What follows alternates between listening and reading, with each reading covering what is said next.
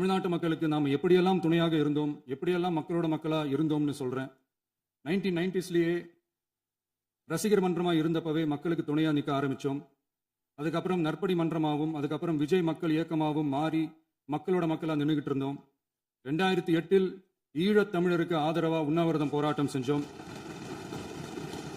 போர் முடிவுக்கு வரணும், நம்ம தொப்புள் கூடிய உறவுகளான ஈழத் தமிழர்களுக்கு பாதுகாப்பான நிம்மதியான ஒரு வாழ்வு கிடைக்கணும்னு அன்னைக்கே கோரிக்கை வச்சோம். 2009ல் ஆரம்பிச்ச விஜய் மக்கள் இயக்கம் வழியா நம்மளோட மக்கள் நல பணிகளை எக்ஸ்டெண்ட் அண்ட் எக்ஸ்பேண்ட் பண்ணிக்கிட்டே வந்தோம். கல்விக்கு துணையா இருந்தோம், சோஷியல் சர்வீஸ் செஞ்சோம், வெள்ள நிவாரணத்தில் துணையா இருந்தோம், கொரோனா காலத்தில் மக்களுக்கு தோள் கொடுத்தோம், விலையில்லா விருந்தகம், குருதியகம், முட்டைப்பால் ரொட்டி திட்டம், விழியகம், பயிலகம், நூலகம், இப்படி பல வழியில மக்களுக்கு துணையா இருந்தோம்.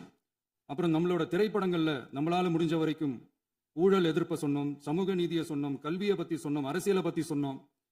அரசியலை பத்தி பேசுனதுனால நம்ம படங்கள் சந்திச்ச இது வரைக்கும் சந்திக்கிற பிரச்சனையை பத்தி எல்லாருக்குமே தெரிஞ்சதுதான்.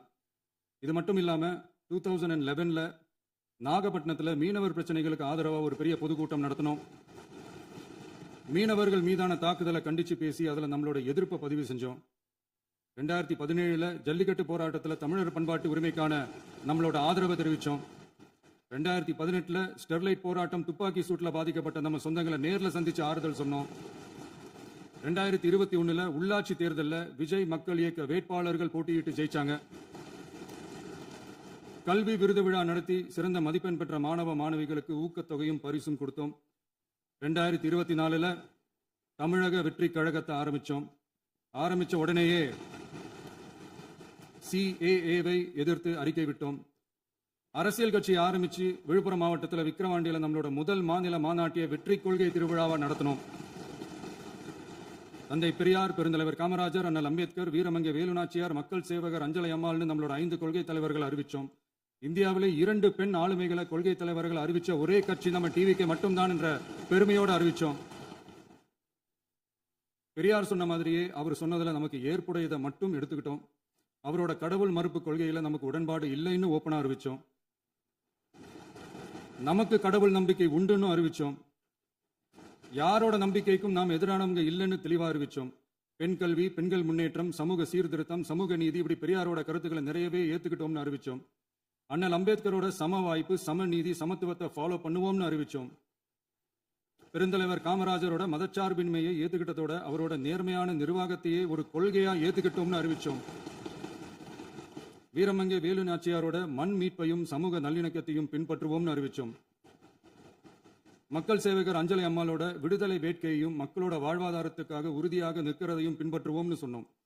எல்லாருக்கும் எல்லாமும் கிடைக்கணும், எம் மதமும் நம் மதம்னு சொல்லி மதச்சார்பற்ற சமூக நீதி தான் நம்ம கொள்கைன்னு அறிவிச்சோம். நம்ம கொள்கை எதிரி யாரு, அரசியல் எதிரி யாருன்னு ஓப்பனா அறிவிச்சோம். எல்லாத்துக்கும் மேல பிறப்புக்கும் எல்லா உயிருக்கும்ன்றத நம்மளோட அடிப்படை அரசியல் கோட்பாட்டா அறிவிச்சுட்டு தான் அரசியலுக்கே வந்தோம்.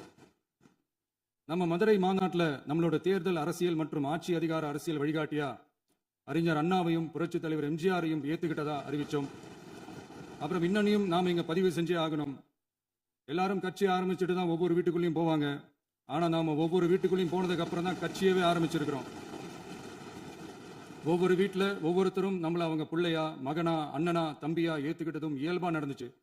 தமிழ்நாட்டு மக்களோட மனசுக்குள்ள போறதுக்கு நாம பட்ட பாடு நமக்கு மட்டும்தான் தெரியும். இதெல்லாம் புரிஞ்சாலும் புரியாத மாதிரி இருக்கிறவங்க தான் நம்மள நடிகன் என்று சொல்லியும் நம்ம கட்சியை நடிகன் கட்சின்னு சொல்லியும் சில நக்கல், நையாண்டி இதெல்லாம் பேசுவாங்க. அதை பத்தி நமக்கு கவலை இல்லைன்னு. இப்படி நம்ம அரசியல் பயணம் ரொம்ப டிரான்ஸ்பரண்டா தான் ஆரம்பிச்சிருக்கு. இந்த 2026 தேர்தலில் கூட்டணியே இல்லாமல் தனியா நின்னோம். மக்கள் நம்மளை தெளிவா புரிஞ்சுக்கிட்டதாலையும் நம்ம டிவிகே தோழர்களோட உழைப்பாலையும் நாம 35% வாக்குகளை வாங்கினோம். 1,72,00,000 வாக்குகளோட தமிழ்நாட்டிலேயே தனி பெரும் கட்சியா வந்தோம். தமிழக மக்களாலையும் நம்மளோட ஆதரவு இயக்கங்களாலையும் இதோ இன்னைக்கு இங்க நம்ம டிவிகே ஆளும் கட்சியா உட்கார்ந்துருக்கிறோம்.